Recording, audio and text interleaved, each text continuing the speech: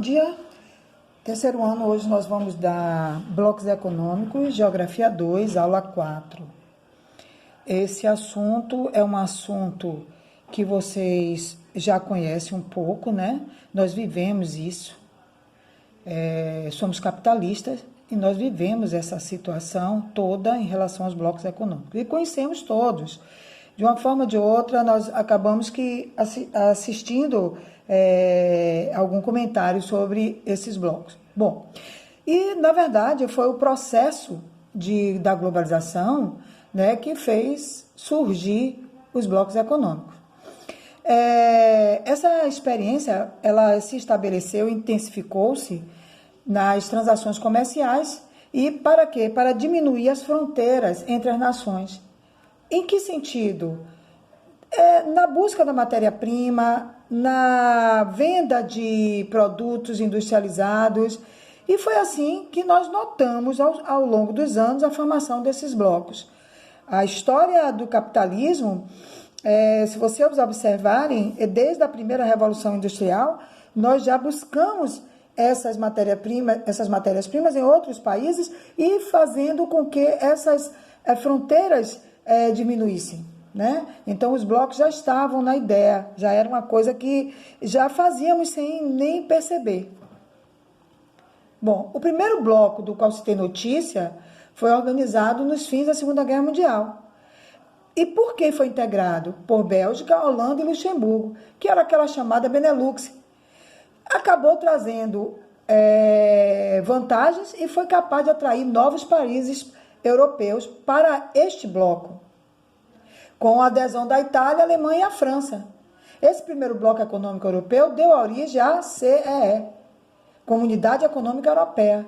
No ano de 92, o crescimento da referida comunidade acabou dando origem ao quê? A esse bloco enorme, que é o maior do mundo, chamado União Europeia. Do ponto de vista político e econômico, a criação desses primeiros blocos europeus, ele tinha uma finalidade, um objetivo, viabilizar a recuperação do velho mundo após a Segunda Guerra Mundial. Após isso, os blocos europeus tiveram a função de fazer frente ao poderio econômico. Quem era esse poderio econômico? Os Estados Unidos e a antiga União Soviética. Com o passar do tempo, esses blocos foram também criados com o objetivo de articular a economia de outros países em ascensão. A nova ordem mundial, né?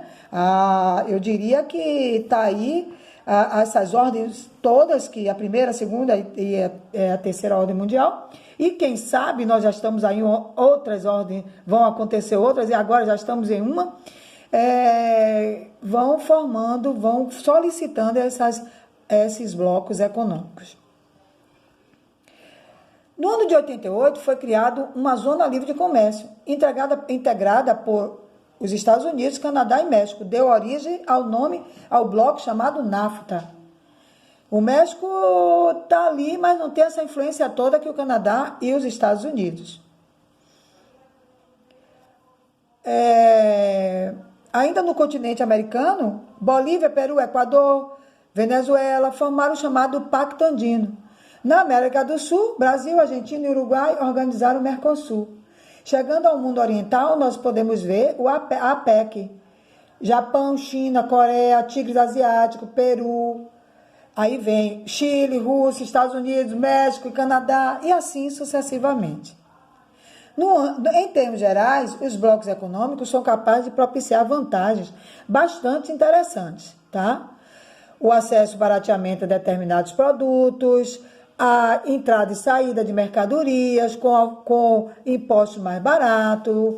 Mas, por outro lado, as ações de cooperação reduzem as possibilidades de expansão da economia nacional em determinadas áreas, em que os países parceiros possuem maior desenvolvimento. Esse talvez seja o ponto negativo. Desse modo, os blocos podem provocar o desemprego e a retratação de certos setores industriais. É bom dar uma olhadinha nisso aí e verificar que esse talvez seja um ponto negativo da formação dos blocos econômicos, mas eles têm muito mais pontos positivos. Tipologia. O que quer dizer isso? Quais são os tipos de blocos que existem? O bloco econômico não fica restrito apenas à redução ou abolição de tarifas alfandegárias, tá? Que seja dito isso. Ele proporciona também a livre circulação de pessoas, como é o caso da União Europeia. Isso com os membros que fazem parte, os países membros que fazem parte desse bloco. Conforme suas características, os blocos econômicos podem ser classificados da seguinte forma. Zona de livre comércio. É um acordo comercial de redução e eliminação das tarifas alfandegárias entre os países do bloco, membros que fazem parte desse bloco. Acordo de livre comércio na América, a gente pode citar o NAFTA. União aduaneira.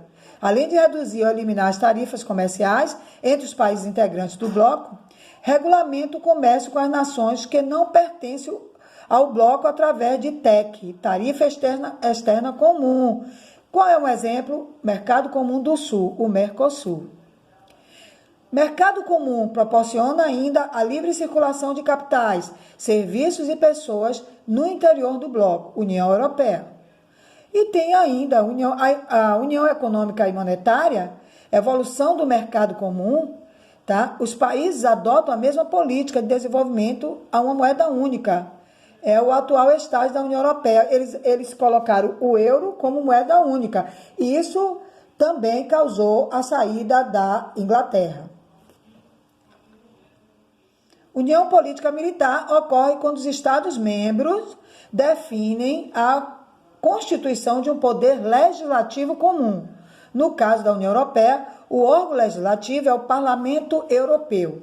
Ele define as diretrizes como um todo, inclusive proteção militar. Gente, eu coloquei aqui um mapa mental.